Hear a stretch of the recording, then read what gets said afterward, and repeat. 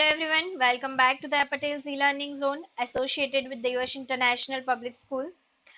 So friends, आज हम लोग चैप्टर नंबर 1 की शुरुआत करने वाले हैं स्टैटिस्टिक्स में इंडेक्स नंबर। यस, मैंने स्किप किया था बिकॉज चैप्टर नंबर 2, 3 एंड 4 जो है वो सब कुछ एक सीक्वेंस में जा रहा था। देन मैंने सीक्वेंस को ब्रेक ना करते हुए मैंने क्या किया, चैप्टर नंबर 2, 3 एंड 4 को कॉम्बिनेशन में चला दिया एंड देन आफ्टर अब जो चैप्टर नंबर 1 है बिल्कुल फ्रेश न्यू चैप्टर है। जो बच्चे पहले से नहीं पढ़ रहे थे वो लोग अब शुरुआत करना चाहते हैं तो उनके लिए एक मौका है, वो लोग शुरुआत कर सकते हैं। ये चैप्टर बिल्कुल उनके लिए नया है। अगेन आई विल से कि चैप्टर बहुत ही इजी है। ऑब्वियसली फर्स्ट चैप्टर होगा तो इतना ज्यादा टफ चैप्टर आपको नहीं दिया होगा, बट देन स्टैटिस्टिक्स तो स्टैटिस्टिक्स होता है, फॉर्मूलाज आर ऑलवेज देयर। बहुत सारे फॉर्मूलाज है फ्रेंड्स, आपको सारे फॉर्मूलाज लर्न करने पड़ेंगे। अगर आप अच्छे से सारे फार्मूलाज लर्न हो जाते हैं देन तो कोई दिक्कत नहीं है, बट अगर आप फार्मूलाज लर्न नहीं कर पाते हो देन आपको दिक्कतें होगी। बट आपको दिक्कत ना हो उसके लिए मैं हूँ। मैं हमेशा आपको हर एक फार्मूला 10 टाइम्स लिखने को दे दूंगी तो आपको दिक्कत नहीं होगी, लर्न हो जाएगा। ठीक है, मजाक कर रही हूँ, आप लोग खुद से ही लर्न कर लो तो अच्छा है, वरना फिर प्रॉब्लम होती है।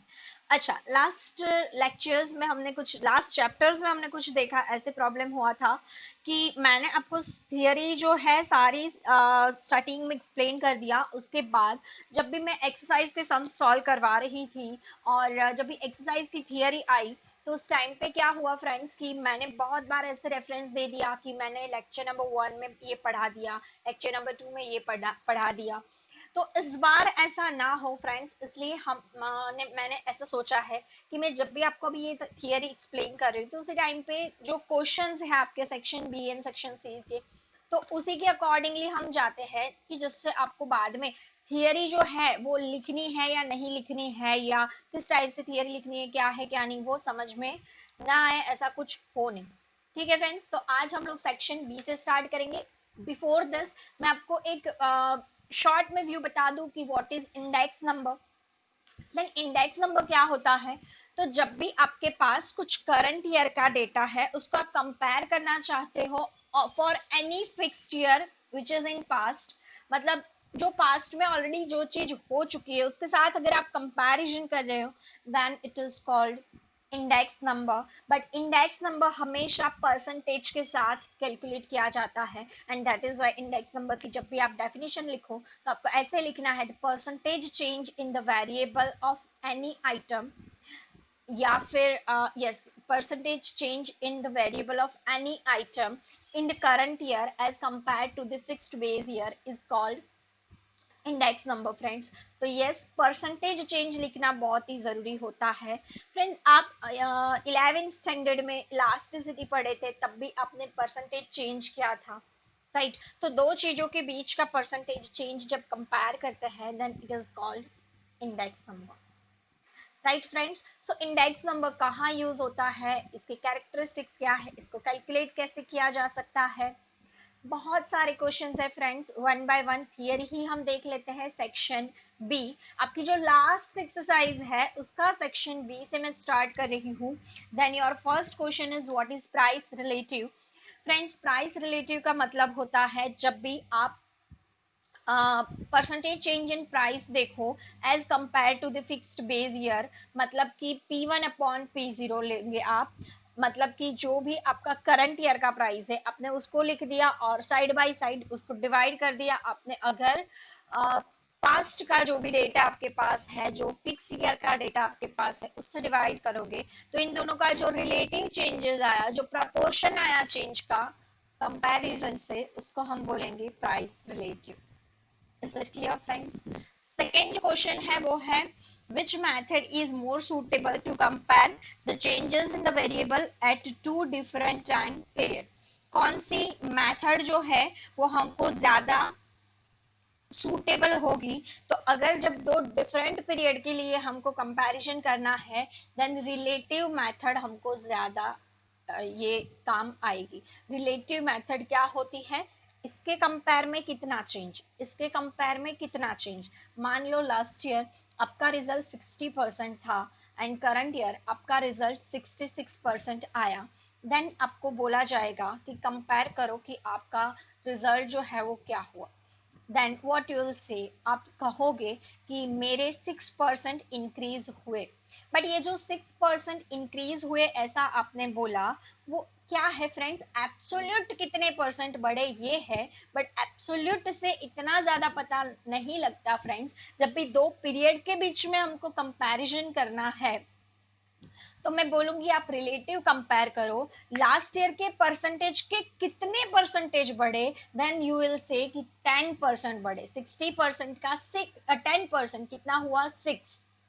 समझ में आ रहा है। सो रिलेटिव का मतलब ऐसे होगा, एब्सोल्यूट मतलब जो फिगर बढ़ी वो, जबकि रिलेटिव मतलब आप परसेंटेज वाइज देखोगे उसके कंपैरिजन में कितना बढ़ा, तो उसको बोलेंगे हम relative major.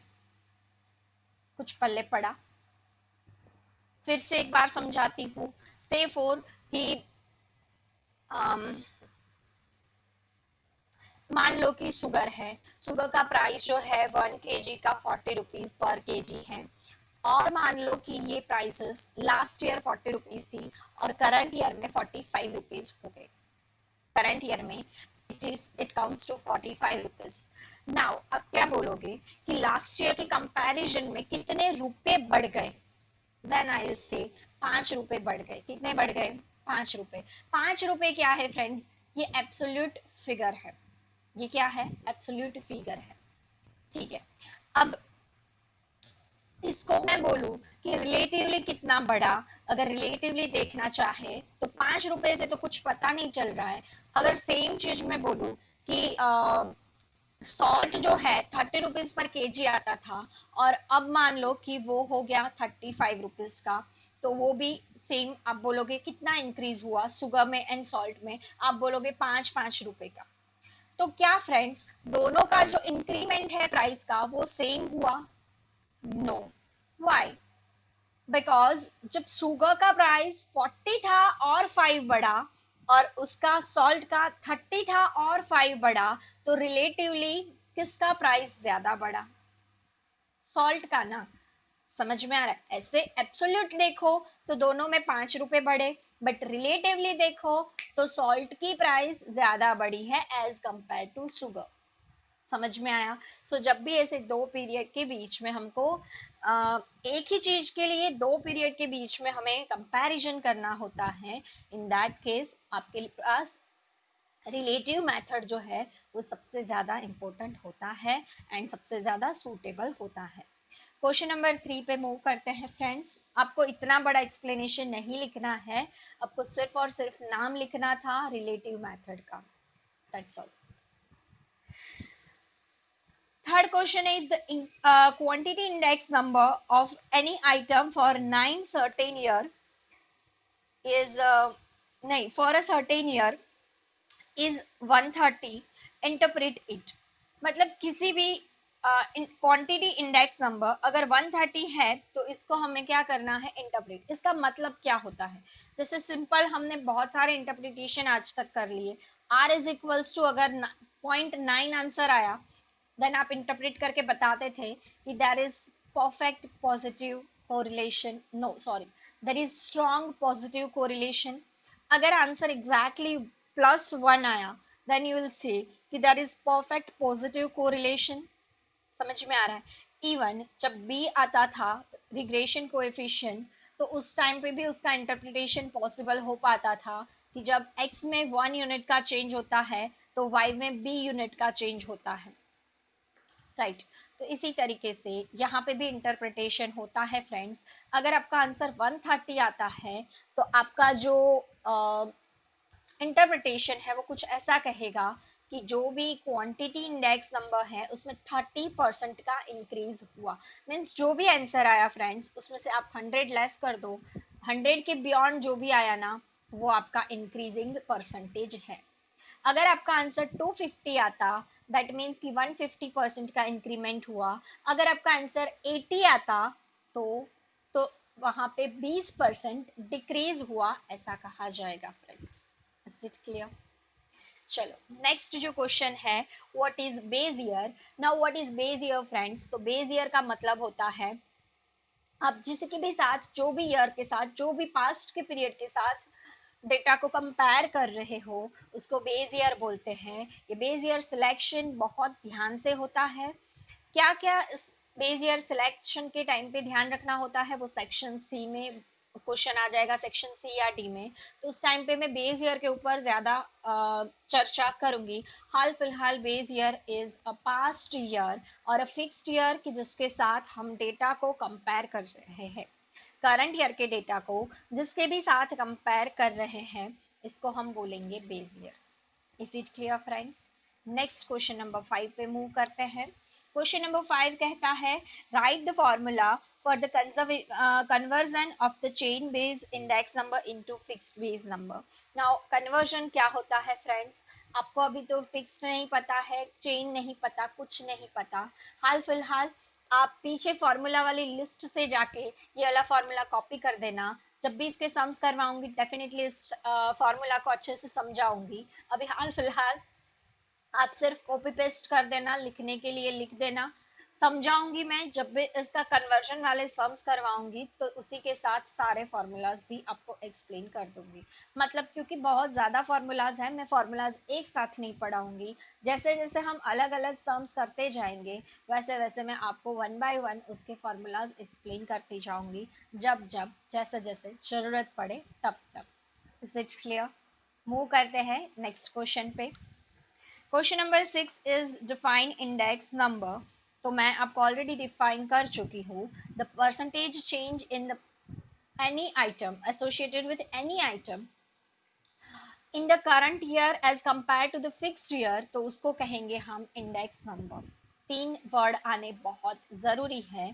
First one is a percentage change, second word is in current year and third one is as compared to fixed year और base year आप ब्रैकेट में लिखोगे तो उसको कहेंगे हम index number. Is it clear friends? समझा चुकी हूँ।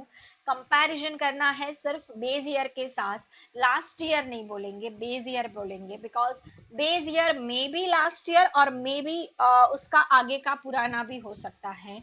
मतलब हम जब प्राइस को कंपेयर कर रहे हैं तो हो सकता है कि 2020 की प्राइस को हम 2019 के साथ भी करें या फिर तो 2020 की प्राइस को हम आजादी के टाइम के साथ भी कंपेयर करें कि आजादी से लेके अब तक शुगर की प्राइसेस में कितने परसेंट का इंक्रीमेंट हुआ।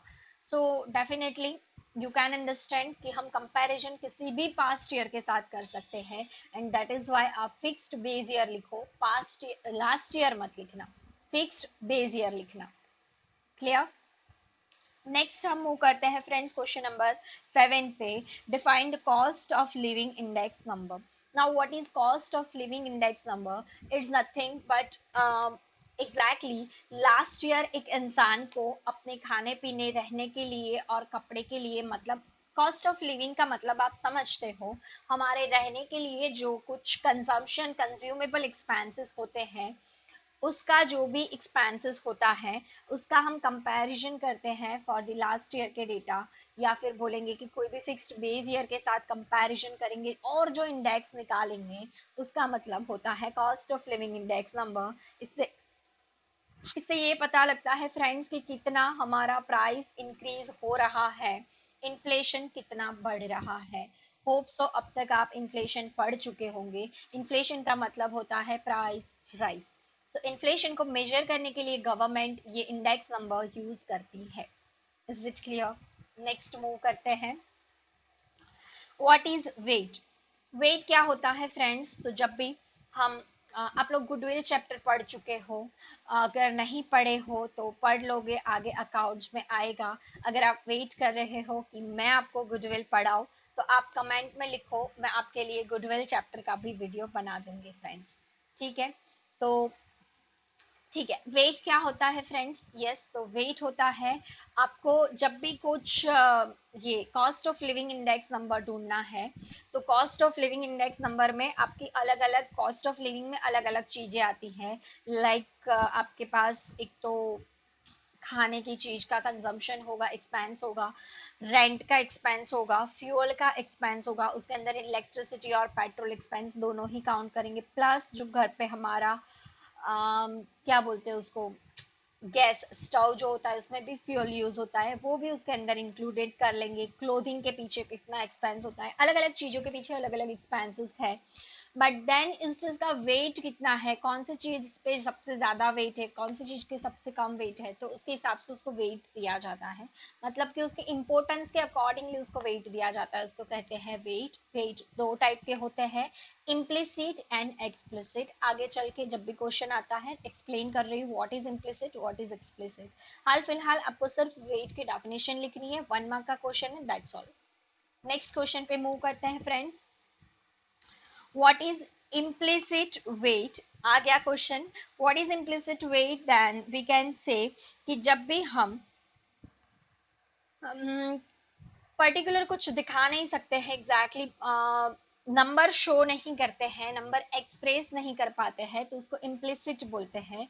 जैसे कि कुछ बाय डिफॉल्ट ऐसे ही होगा जिसको मेजर नहीं कर पाएंगे जिसके वेट को, तो उसको हम बोलते हैं इम्प्लिसिट वेट। बट जिसको हम एक्सप्रेस कर सकते हैं कि इसका परसेंटेज 10% है, इसका जो इम्पोर्टेंस है वो 20% है, इसका इम्पोर्टेंस है वो 50% है, तो उसको एक्सप्लिसिट वेट बोलेंगे। बट अगर किसी को हम एक्सप्रेस नहीं कर सकते हैं इन न्यूमेरिक नंबर, तो उसको हम बोलेंगे इम्प्लिसिट वेट। सिंपल। अगर हम कोई वेट को एक्सप्रेस नहीं कर सकते हैं by numeric number, then it will say implicit weight. Next question पे मूव करो friends. Name the important basic test of index number. बहुत इंपॉर्टेंट क्वेश्चन है ये। Name the important basic test of index number. There are two important tests. First one is a time reversal and second one is a factor reversal. Time reversal and factor reversal. Time reversal का मतलब होता है हम compare करते हैं time के साथ, last year के कंपैरिजन को नेक्स्ट ईयर के कंपैरिजन के साथ, सॉरी करंट ईयर के प्राइस या करंट ईयर के डेटा को अगर हम कोई पास्ट के डेटा के साथ करते हैं, then it is time reversal. Factor reversal मतलब हम दो अलग अलग चीजों को टेस्ट करते हैं, किसका इम्पोर्टेंस बढ़ गया और किसका इम्पोर्टेंस कम हुआ, तो वो हो जाता है फैक्टर रिवर्सल फ्रेंड। मतलब कि अगर हम दो चीजों के बीच में कंपैरिजन करते हैं, that is called factor reversal. दो टाइम पीरियड के बीच में करेंगे तो उसको बोलते हैं time reversal. Is it clear? बहुत इंपॉर्टेंट है ये दो जो मेथड है या दो टेस्ट बोलो, या ये क्वेश्चन सिंपली बहुत ज्यादा इंपॉर्टेंट है, mark as important. Yes obviously define index number एक था, दूसरा वेट जो था, वेट के टाइप्स मैंने बताया, इम्प्लिसिट एक्सप्लिसिट, वो वाला भी इंपॉर्टेंट है। और अगेन ये वाला जो अभी मैंने बोला कि टेस्ट कौन से इंडेक्स नंबर के, वो। तो ये सारे क्वेश्चंस बहुत इंपॉर्टेंट है, ऐसे क्वेश्चंस बार बार पूछे जाते हैं, सो थोड़ा ध्यान देना। नेक्स्ट जो कहते हैं फ्रेंड्स कि what is chain base index number. Now chain base index number मतलब कि आपका जो बेस ईयर है वो कुछ फिक्स नहीं है, चेन है। चेन मतलब 20 में आप बेस ईयर लोगे 19, 20 में आप 2020 में बेस ईयर लोगे 2019 को, 2019 में आप बेस ईयर लोगे 2018 को, 2018 में बेस ईयर लोगे 2017 को। तो मतलब आपका चेन बेस चलता रहता है। फिक्स्ड बेस मतलब आप हर साल के डेटा को 1992 के साथ, कुछ खास था क्या 1992 में? यस ऑब्वियसली मैं आई थी। तो अगर आप हर साल के डेटा को 1992 के प्राइसेस के साथ कंपेयर करो तो वो हो जाता है फ्रेंड्स फिक्स्ड बेस। अगर आप हर ईयर के जो एग्जैक्टली प्रोसीडिंग है आप उससे अगर उस कंपैरिजन करते हो, देन इट विल से कि वो होता है आपका chain base index number. Clear? Next move करते हैं friends. The price index number of oil is rupees 50, whether this statement is true or false. It is absolutely false. Why? Because यहाँ पर rupees का सिंबल दिया है जो कि नहीं आना चाहिए। ऐसा क्वेश्चन आगे भी शायद हमने उसमें कोरिलेशन वाले चैप्टर में शायद देखा था कि वहां पे बोला गया था कि किसी का आंसर जो है वो ₹1 आ रहा है, तो वो सही है या गलत है? तो डेफिनेटली गलत था, बिकॉज आर के साथ कभी भी यूनिट नहीं लगता है, और ऐसे ही इंडेक्स नंबर के साथ भी कभी भी यूनिट नहीं लगेगा। यहाँ पर ₹500 लिखा है, then this statement is completely false, because index number is an unit free measure, उसके साथ कभी कोई यूनिट नहीं लगना चाहिए। यहाँ पे ₹500 लिखा है, and that is why it's a false statement. Next question है, विच इंडेक्स नंबर इज, अच्छा आपको सिर्फ इतना लिख देना है कि the statement is false and you are good to go friends. Next question है question number 13, which index number is used to find the rate of inflation। rate of inflation क्या होता है फ्रेंड्स, ब्रीफली बता देती हूँ। वैसे तो इसका डिस्कशन जो है सबसे ज्यादा होगा आपका इकोनॉमिक्स में। अच्छा, फॉर्मूला आप अगेन कॉपी पेस्ट कर लेना, मैं बोल के ऐसे फॉर्मूला बताऊंगी मतलब नहीं है, ऐसा मत बोलना कि मैम को नहीं आता होगा, आता है, बट मैं बोलूंगी मतलब ही नहीं है, आपको उधर से देख लेने का है। सिंपल कंपैरिजन है कि 2 साल के बीच में कितना परसेंटेज प्राइस इंक्रीज हुआ। सो प्राइस इंक्रीमेंट, भाव વધારો जो बोलते हैं हम, महंगाई बोलते हैं, that is called inflation. Inflation का अगर आप बहुत ज्यादा डीप एक्सप्लेनेशन चाहते हो, then let me know in the comment section, friends उसके ऊपर भी मैं एक स्पेसिफाइड इन्फ्लेशन का वीडियो बना दूंगी, तो जिससे आपको इन्फ्लेशन बहुत ज्यादा क्लियर हो जाए। हाल फिलहाल के लिए इन्फ्लेशन को मैं सिर्फ इतना डिफाइन करूंगी, inflation is nothing but price rise in all the sectors. समझ में आ रहा है फ्रेंड्स? बस, ज्यादा आप अगर कुछ जानना चाहते हो तो आप अपने इकोनॉमिक्स का चैप्टर नंबर 3 भी रिफर कर सकते हो। एंड समझ नहीं आता क्या करना है, मैंने बताया, कमेंट में बताना है, I will make a separate video on inflation. Next जो है वो है, which index number is used in India to find the rate of dearness allowances. तो यहाँ पे cost of living index number, again I will say कि this question is also most important question. Cost of living index ढूंढा जाता है, हमारी जो government होती है cost of living index number के थ्रू कितना हमारा डियर, अरे सॉरी यार, सबसे पहले डियरनेस अलाउंसेस क्या होता है मैंने यही नहीं बताया आपको। डियरनेस अलाउंसेस का मतलब होता है कि हर साल जो भी गवर्नमेंट एम्प्लॉयज होते हैं उसके क्या बोलते हैं, सैलरी जो होती है उसमें कुछ इंक्रीमेंट्स आते हैं। ये इंक्रीमेंट्स किस अकॉर्डिंगली होंगे फ्रेंड्स, तो वो डियरनेस अलाउंसेस के अकॉर्डिंग होंगे। डियरनेस दैट डजंट मीन कि बहुत ही जिसको प्यारा अलाउंसेस बोलते हैं, ऐसा कुछ भी नहीं है फ्रेंड्स। ये सिंपली जो भी आपका प्राइस बढ़ रहा है उसके हिसाब से आपकी सैलरी में कितना इंक्रीमेंट देना है गवर्नमेंट को, वो एक फिक्स करते हैं गवर्नमेंट। और ये किसके बेसिस पे करते हैं, तो वो कॉस्ट ऑफ लिविंग इंडेक्स के हिसाब से कहता है। मतलब कॉस्ट आपका जितना, कॉस्ट ऑफ लिविंग जितना भी आपका बढ़ रहा है उसके अकॉर्डिंगली गवर्नमेंट आपका डियरनेस अलाउंसेस बढ़ाएगी, अल्टीमेटली आपकी सैलरी बढ़ जाएगी अगर आप गवर्नमेंट एम्प्लॉय हो तब। प्राइवेट के लिए डीएनएस अलाउंसेस गवर्नमेंट डिसाइड नहीं करती, वो प्राइवेट कंपनी डिसाइड करती हैं, और वो हमेशा से फिक्स ही होता है, चाहे प्राइस 10% बढ़े चाहे प्राइस 50% बढ़े, इंक्रीमेंट हमेशा 7-8 या मैक्सिमम 10% जितना ही होता है, ज्यादा उसमें कुछ इंक्रीमेंट नहीं मिलता। देन मैं ऐसा नहीं बोल रही हूँ कि you should prepare for government job, but जो भी रियलिटी है फ्रेंड्स मैं आपके साथ शेयर कर रही हूँ। नेक्स्ट जो क्वेश्चन है वो है, state the main difference between fixed base and chain based method। Main difference क्या है फ्रेंड्स, तो फिक्स्ड बेस में जितने भी ईयर का आप इंडेक्स नंबर ढूंढोगे सब कुछ का कंपैरिजन एक के साथ होगा। मैंने आपको एग्जांपल दिया 1992 के साथ कंपैरिजन कर रहे हैं तो वो हो जाता है फिक्स्ड बेस।